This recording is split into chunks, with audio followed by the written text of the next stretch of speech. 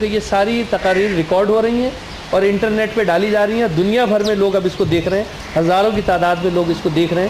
آہستہ آہستہ الحمدللہ یہ کام بھی شروع ہو چکا ہے، اس میں آپ لوگ بھی شریک ہیں ماشاءاللہ. اب یہ کہ اس میں آپ وقت کی تنگی کے سبب بھی ایک یہ بات ہے، دوسرا یہ کہ یہاں اختلاف ہو سکتا ہے. کسی کو سیدھی سی بات یہ ہے کہ جو ہے وہ گفتگو کے کچھ آداب ہوتے ہیں، کچھ محفل کے بھی آداب ہوتے ہیں اور سوالات کے بھی کچھ آداب ہوتے ہیں. بعض اوقات انسان سے غلطی ہو جاتی ہے. میں نے پوری زندگی میں محسوس کیا، میں ولی راضی صاحب سے 1983-84 سے واقف ہوں، جب آپ کی ہادی عالم کی تقریباً رونمائی ہوئی تھی تاج محل ہوٹل میں اور پریزیڈنٹ ضیاء الحق اس میں جو ہے وہ تشریف لائے تھے. اس کے بعد سے میں نے محسوس کیا کہ ولی راضی صاحب کا پیغام محبت ہے اور دلائل کے ساتھ اور اعتدال کے ساتھ آپ ہمیشہ بات کرتے ہیں. آپ نے کبھی نہیں دیکھا ہوگا کہ آپ کبھی غصہ ہو گئے ہوں. بہت سارے لوگ بہت ہی الٹے سیدھے سوالات بھی کرتے ہیں، میں نے بھی کبھی نہیں دیکھا ولی راضی صاحب کو کہ آپ مشتعل ہو گئے ہوں. تو یہ کہ پرچے میں آپ کوئی دعا اگر کرانا چاہیں اس کے بعد دعا ہوگی، وہ بھی آپ چاہیں تو لکھ سکتے ہیں. موضوع سے ہٹ کر بات نہ ہو، کوشش کریں. اگر اس کے باوجود آپ کوئی سوال کرنا چاہتے ہیں تو وہ بھی دے دیجئے، ہم ولی راضی صاحب کے سامنے رکھ دیں گے اگر آپ مناسب سمجھیں گے. وقت کی کیونکہ تنگی ہے، اس کے باوجود اگر آپ چاہیں گے تو جواب دے سکتے ہیں.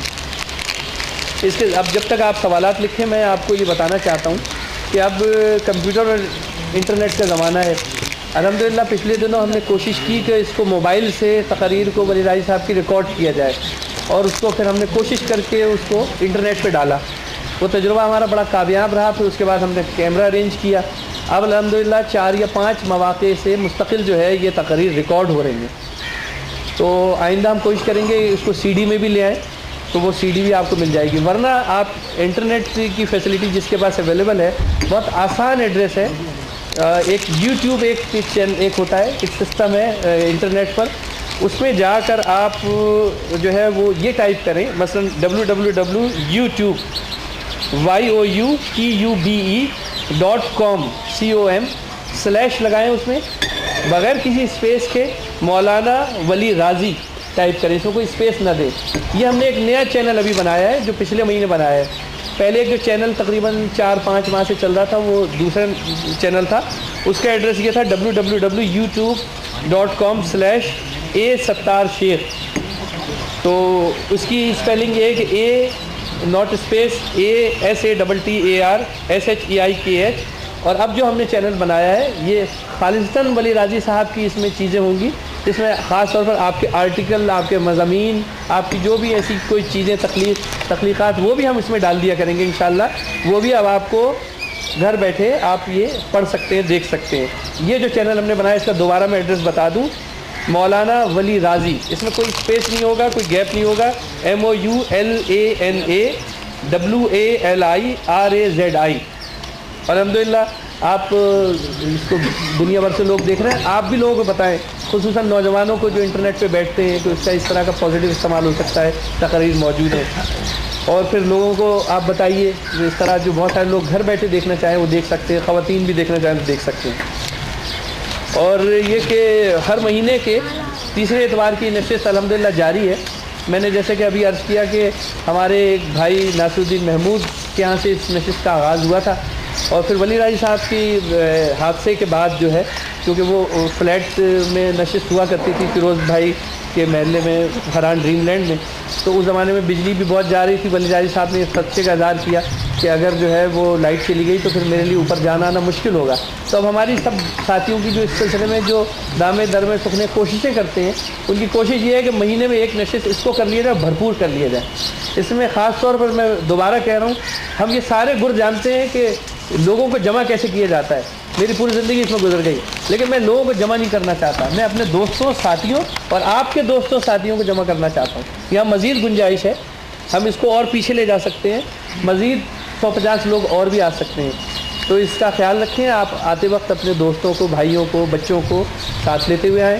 وقت کی پابندی کے ساتھ آئیں تاکہ دوسرے ساتھیوں کا وقت ضائع نہ ہو. ایک اتوار بڑا قیمتی ہوتا ہے، اس میں اگر کچھ لوگ بالکل شروع سے آگے بیٹھ جاتے ہیں، جیسے ہمارے آزاد صاحب جو ہے وہ 11 بجے سے آگے بیٹھ جاتے ہیں، تو کہتے ہیں کہ میں پہلا پہنچ کے جو ہے وہ ثواب حاصل کرنا چاہتا ہوں. اور بھی کچھ ہمارے ساتھی ہیں، حیدرآباد سے توفیق صاحب جو ہیں وہ آئے ہوئے تھے تو تشریف لائے ہیں. قاسمی صاحب کے سسر صاحب ایڈوکیٹ صاحب سکھر سے جو ہے آئے ہوئے تھے تو ماشاءاللہ وہ بھی تشریف لائیں ماشاءاللہ. تو یہ بس دوستوں کی نشست ہے. آپ کو سینہ بسینہ اس کی کمپین چلانی ہے. ہم ایک SMS کر دیتے ہیں, کسی کو فون کر کے مجبور بھی نہیں کرتے. اور آپ کو ویسے بھی یاد رہنا چاہیے کہ انگریزی حساب سے ہر مہینے کے تیسرے اتوار کو, اور یہ جو ٹائم جو چل رہا ہے اس میں کوئی 1 گھنٹے آگے پیچھے کا نہیں ہے, تو کوئی 11:30 کا ٹائم ہے. اگر کوئی تبدیلی ہوئی تو پھر وہ 12:30 ہم کر دیتے ہیں. تو بس اب کوئی سوالات جمع ہوگا. نماز با جماعت ظہر یہی ہوگی, اس کے بعد انشاءاللہ. یہ ذرا بتائیے, میں نے یہ نکال دیا. جی جی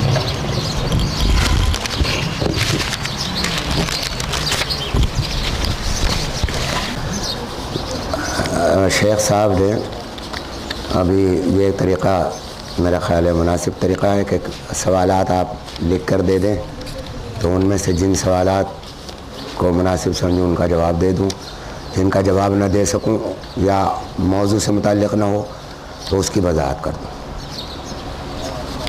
2 سوال اس وقت میرے سامنے ربیع الثانی کے حوالے سے موجود ہیں.